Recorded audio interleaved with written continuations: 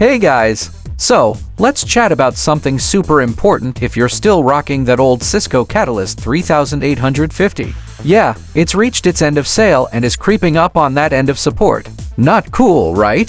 Upgrading is a big deal, and here's why. First off, those old devices come with some serious security risks, plus they can't keep up with today's demands. You might be feeling the performance lag, and let's be real, scalability can be a nightmare with aging gear. Now, here's the scoop. The Cisco Catalyst 9300 is your new best friend. This baby is the official upgrade, and it's got some sweet perks. Think better bandwidth, top-notch security, and it's all set for Wi-Fi 6 and SD access. How awesome is that? To make your life easier, I've got a handy migration checklist for you. It covers everything from licensing stuff to saving some bucks and avoiding those classic pitfalls. This way, your IT team can smoothly transition to a modern network without a hitch. So, if you're still on that old hardware, it's time to step up your game, alright? Let's get you upgraded.